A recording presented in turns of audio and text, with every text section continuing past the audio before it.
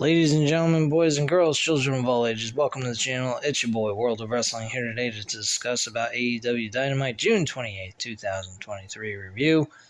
Let's get into it. It was a very solid, entertaining show. I think it really did a great job for the fallout of the AEW Forbidden Door pay-per-view event. They had some good wrestling on this show tonight. They also had some decent storytelling going on. Very good, upgraded Dynamite episode that has gotten a little bit better. I'm hoping that these ratings can get better. I really believe that these guys have the ability to produce a good enough show where people will be tuning in for this show nonstop. I believe they can hit 1 million consistently every week. I know they've been around for only 4 years, but they have shown times where they've been able to hit 1 million views during these episodes.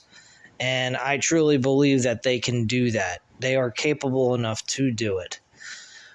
You guys may find this to be absolutely insane because I'm the last guy to come on here and say that I'm a fucking Bill Goldberg fan, but I think I really can't even understand why I'm saying this, but it might shoot me in the arm. It might make this whole entire YouTube channel crash from the shock I'm about to say, but I think Bill Goldberg might be some help to this program.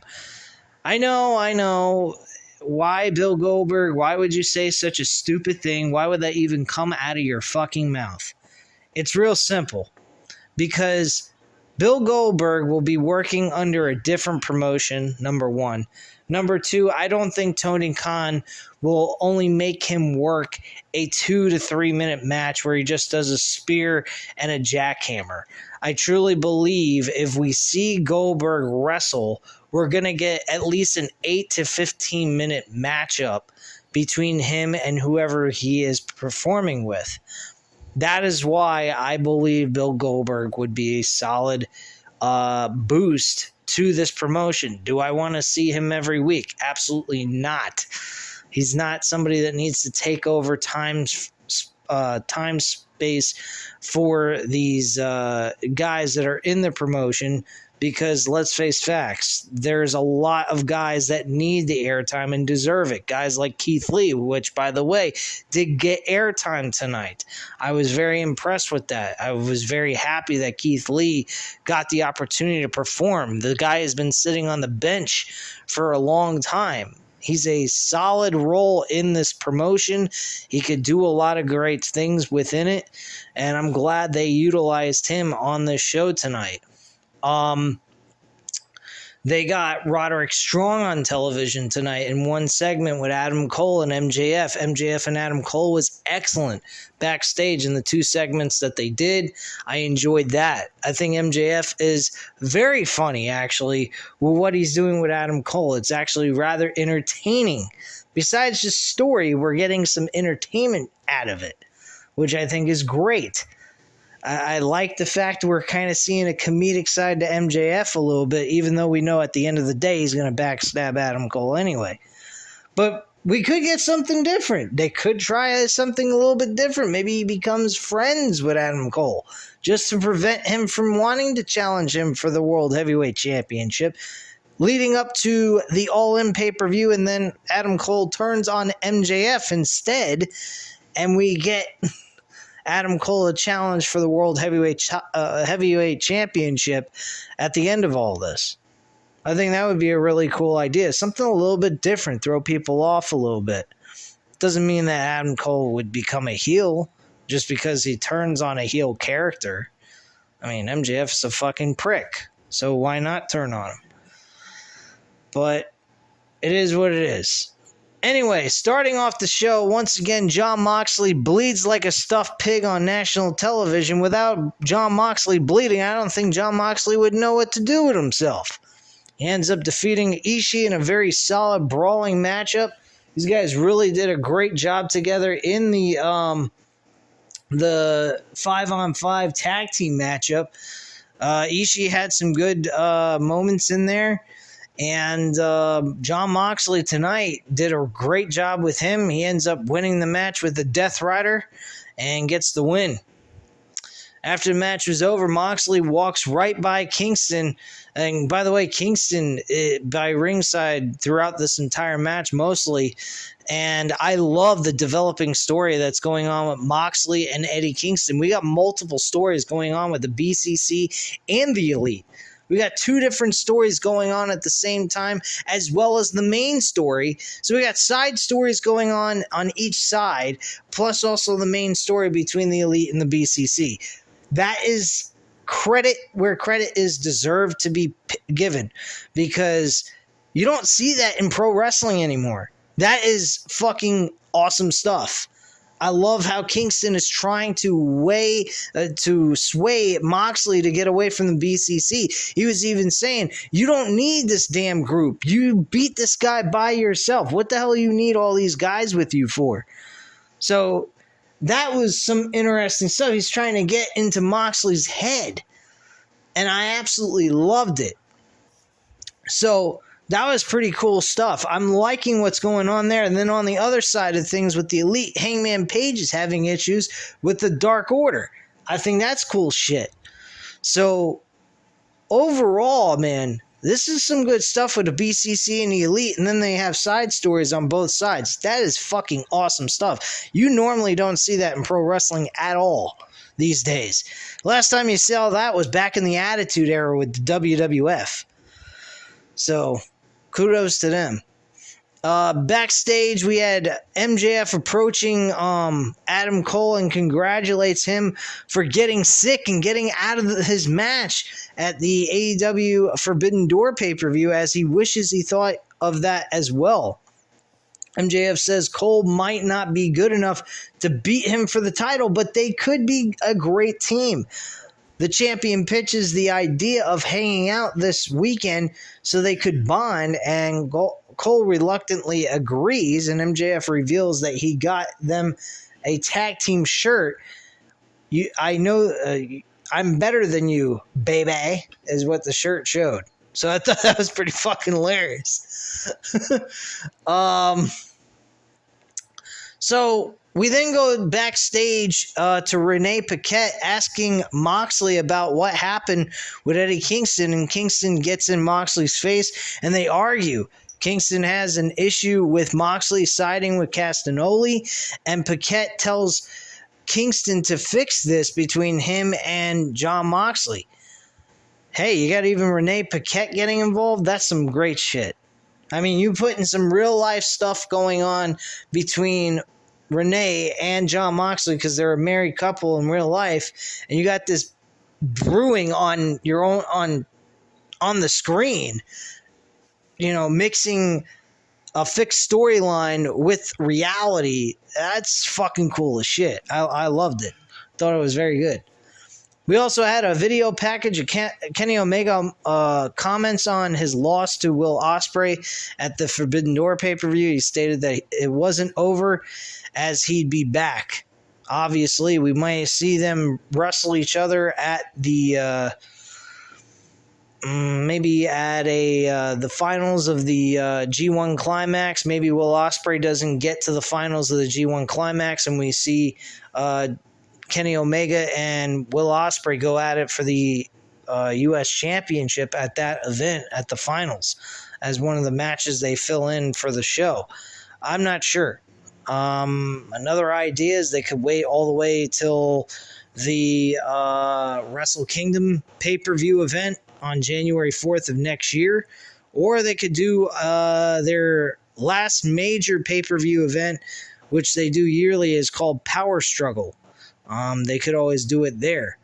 At the end of the day, I think Kenny Omega and Will Ospreay should get the main event on whatever show is on New Japan Wrestling, because these guys they've developed a really strong story between the two of them as the wrestling goes, and the competition between the two of them would be great to put on the main event of a pay-per-view event that they have sometime either before the Wrestle Kingdom. If it's Wrestle Kingdom, I would not make that the main event because you got the World Championship on the line there, and I wouldn't do that.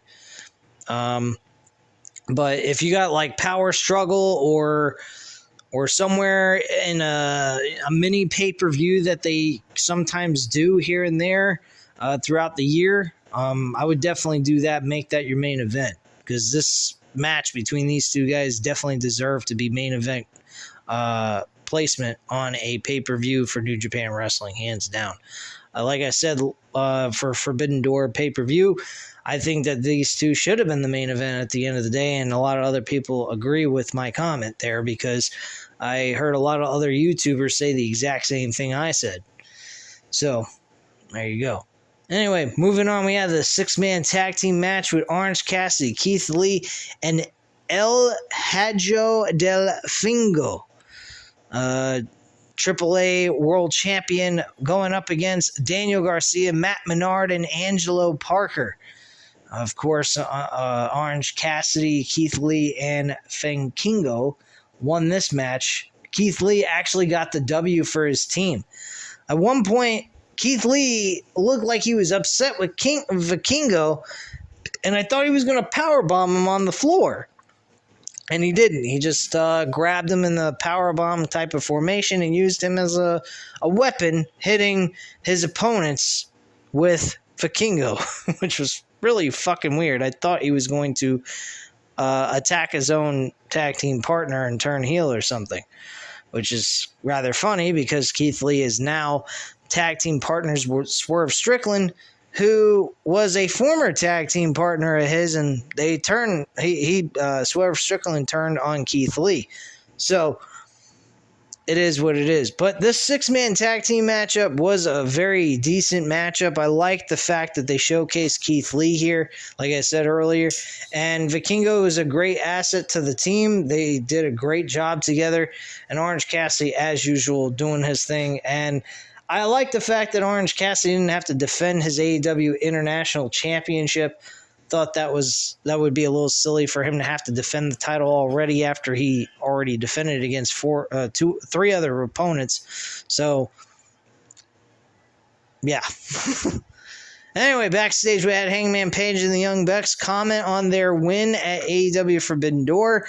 They issue an open challenge for a trios match, and Dark Order accepts. Evil Uno and Alex Reynolds get heated as they say Hangman was their friend and he ditched them for the Elite. And Hangman Page said he didn't really ditch them. He was trying to help old friends out since they could use his help. And what was he supposed to do? Be a babysitter to his friends from the Dark Order or what? So that really kind of got heated, and it developed into a 6-man tag team match. Not that I mind. I thought this match was excellent. They gave the Dark Order a lot of time on TV tonight. Unfortunately they lost, but still at the end of the day, I enjoyed the match. I think the Dark Order got some really good airtime here, and they look good even though they lost.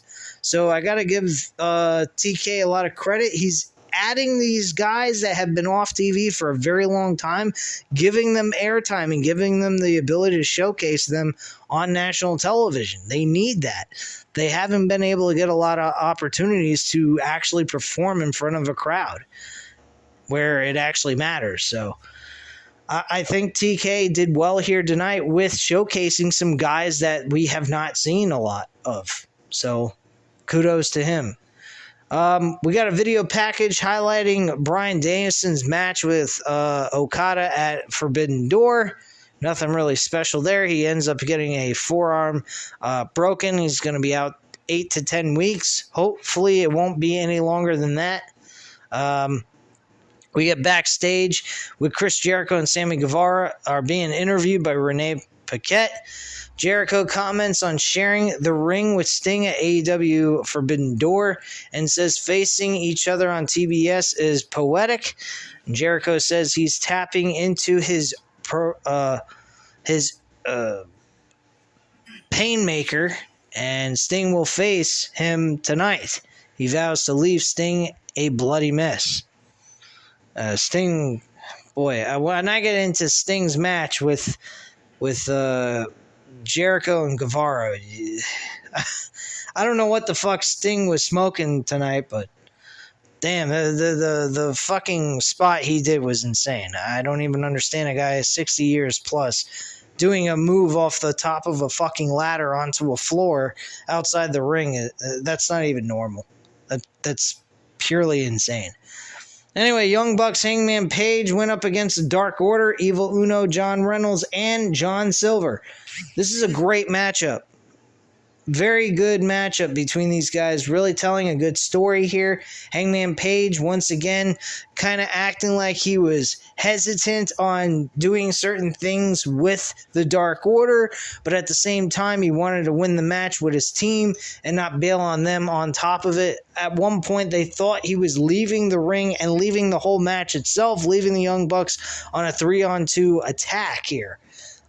Which did not happen. He came back. He was kind of like taking a breather, I guess you could say, and he came back to help his team get the victory. He ends up getting the buckshot lariat, I believe, on John Silver, and he gets the 1-2-3 and walks away the winner with the Young Bucks. Great match. Solid matchup overall. I enjoyed this match very much so. Great stuff. A lot of tag team wrestling, by the way, tonight. But the matches were pretty damn good. Blackpool Combat Club attacks Page and Bucks. And Jon Moxley gouges Hangman with a screwdriver. And Dark Order walks away, leaving them to get their asses kicked. Takeshita fights alongside Blackpool Combat Club. Eddie Kingston tries to make the save, but he's outnumbered, and his arm gets stomped in a chair. And Moxley says it's time to finish this, and he issues the challenge for the Blood and Guts match on July 19th episode of AEW Dynamite. So apparently they're going along with the idea of doing this matchup before a pay-per-view. Again, I still say Blood and Guts should be on pay-per-view, not for free. This is a fucking great stipulation match. It's like saying, I'm going to give you a Hell in a Cell match on a Raw or SmackDown show, which, by the way, they've done that anyway at this point, devaluing the fucking Hell in a Cell match by nauseum. And, you know, I mean, they've never forced anyone to have to buy the pay-per-view to see a Blood and Guts match, which is very interesting. At the same time, it's kind of cool. I like the fact that you can watch it for free. You don't have to go through the trouble of spending $50 fucking to see a match like that. But you get a stipulation like that between two good factions that are destroying each other for the last couple of months. It makes a lot of sense to put on pay-per-view in my book. But I'm not the one booking the show, so there you go. Who they're going to have, I guess this is going to be 4-on-4. We're going to get Kenny Omega, the Young Bucks, and Hangman Page against Jon Moxley, Wheeler Yuta, Claudio Castagnoli, and Takeshita. That's the only thing I can think of, unless they add a fifth member to the BCC, and then they could just add Eddie Kingston to the mix, which would make sense anyway to do that, since Eddie Kingston has been trying to help the Elite, even though he's not really aligned with them. He just so happens to be working with them and being an ally because they both are trying to fight off the BCC. So, I mean, that's a possibility. I don't know who they would have for BCC's fifth member, so that's kind of a toss-up. I don't know. The only guy I could think of is Bryan Danielson. Maybe he's not as injured as they thought he was. Maybe he only is going to be out for a few, like 2 or 3 weeks, and then he'll be back in the ring to be able to perform. I'm not sure. But I'm not a doctor, so I wouldn't have a fucking clue.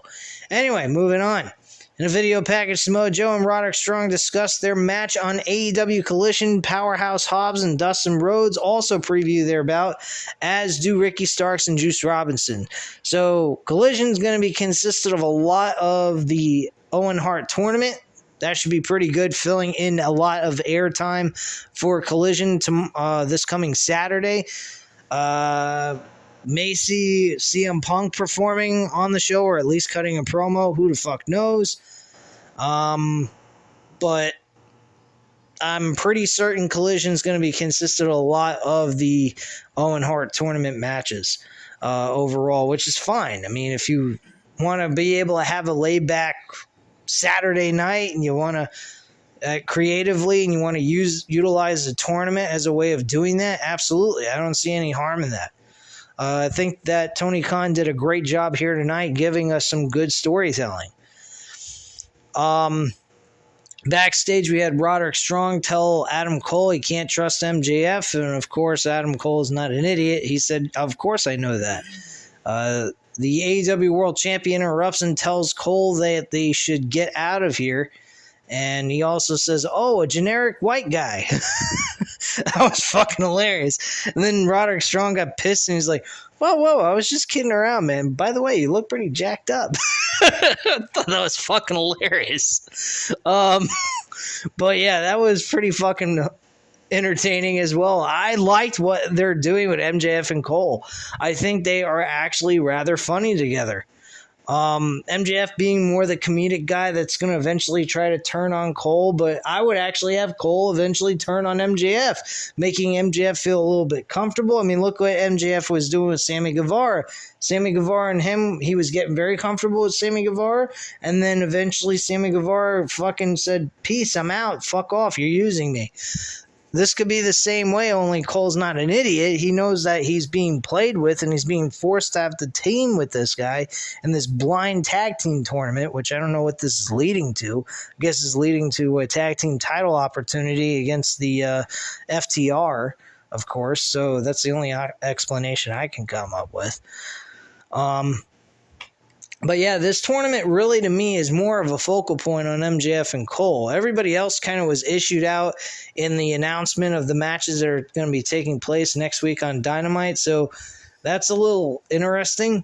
I don't think that MJF and Cole are going to win the tournament. Maybe they will and challenge for the tag team titles and then lose and then have those two split from each other finally, and they will compete over the title at All In London. Who knows? Anyway, moving on, we had Jungle Boy Jack Perry. This storyline with Jungle Boy Jack Perry was very promising. I liked what they did with his hairstyle. They put his hairstyle they tied his hair back and everything else, in a ponytail and whatnot. He looked good. The look he has for the heel turn that he had, I like. What I didn't like is the very generic heel turn. I blame the fans. I'm challenged for two world titles and I've lost both times. And this, that, and the other. The only thing about the promo I enjoyed was the focal point he had on Hook. He doesn't like Hook, him being a second generation superstar to his father Taz, who's on commentary if you're not familiar with. I'm pretty sure you are. But anyway, Hook is like carrying around a championship that's not really recognized as an official title of the AEW roster as for the promotion that people can fight over. There's no real way of earning a shot. You just can challenge for the damn belt to begin with. And I like the fact that he went ahead and he mentions that he's getting to carry around a fucking championship that doesn't mean jack shit. And he says, "The next time I see you, Hook, I'm going to beat the shit out of you." And I liked what he was saying about Hook. The whole thing of blaming the fans, that was a generic, everyday occurrence that has happened nonstop all the time, which I kind of wish they would have turned away from that kind of shit. But when he started talking about Hook, I liked it. I really did. But what happened next, when Hook finally shows up, he runs away. Now, you guys may say, well, that's what a heel does. They run away and they build the storyline where the babyface chases the heel to finally get the match and all that. He didn't need to run. Have the heel have some balls a little bit. Maybe he goes ahead and he actually stands to him and Hook gets the advantage on him a little bit. And then Jungle Boy gets really fucking concerned about that and then he runs. But at least he kind of stood toe-to-toe with Hook and did something.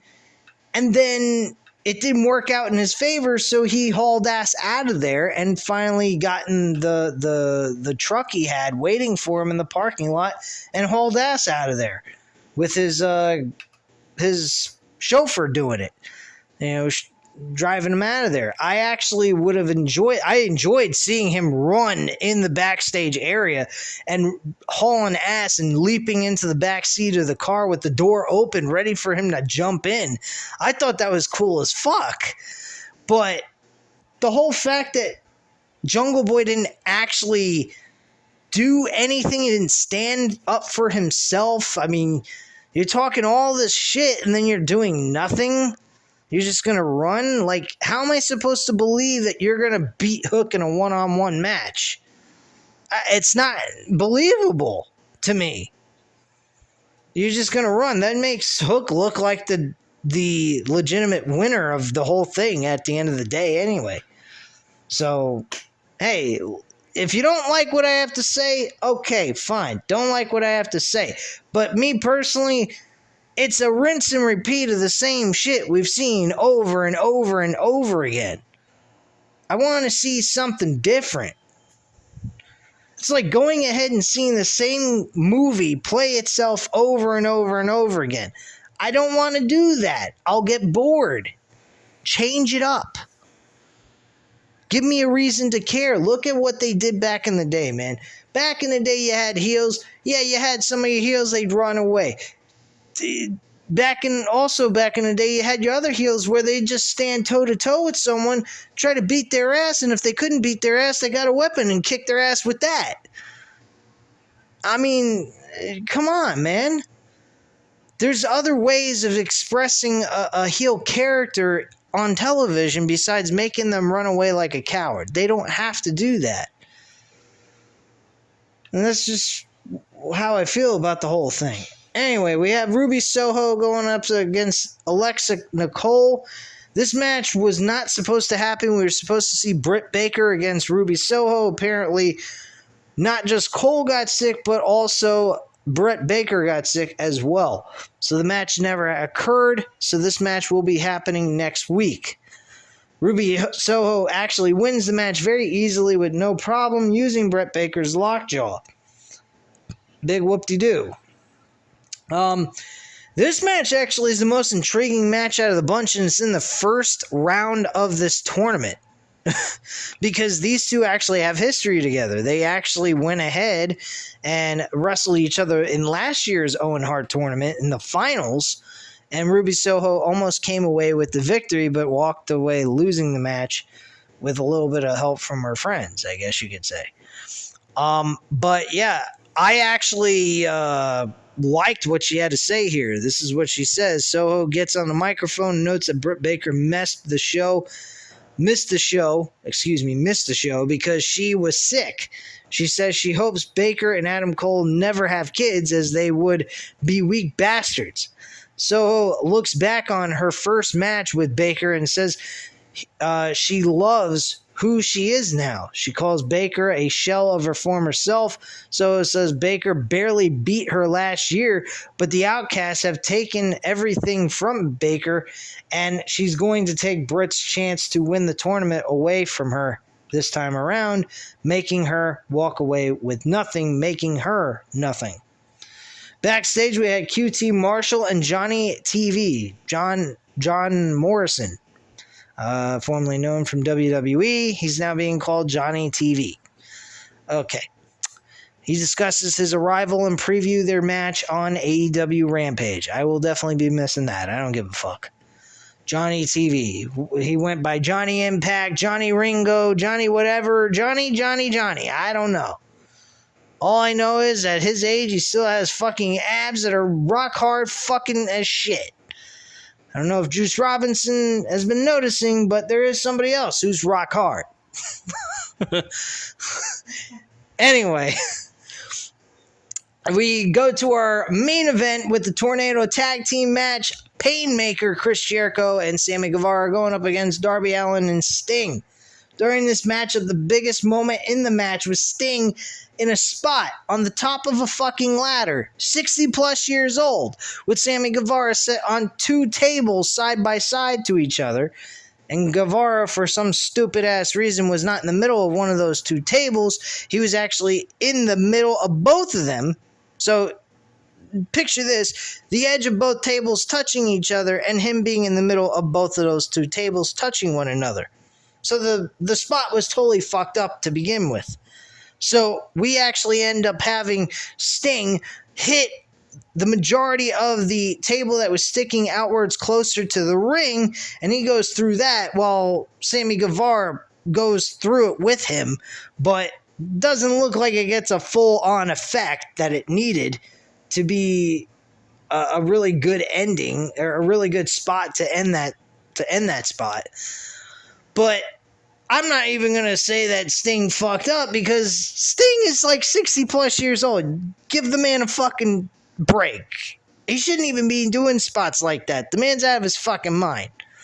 I don't know what the hell he was thinking about doing a fucking leap off the top of a ladder through a table on the outside of the ring. I mean, that's a total of like, I think, 25 feet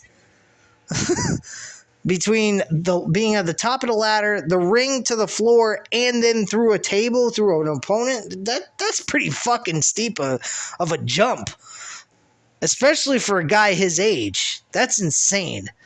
But at the end of the day, Jericho and Sting actually have their moment in the middle of this matchup where these two wrestle each other at the end, and Sting gets the victory by doing the Scorpion Deathlock and makes him tap out at the end of the match. So Darby Allin and Sting walk away victorious. Great matchup for a main event.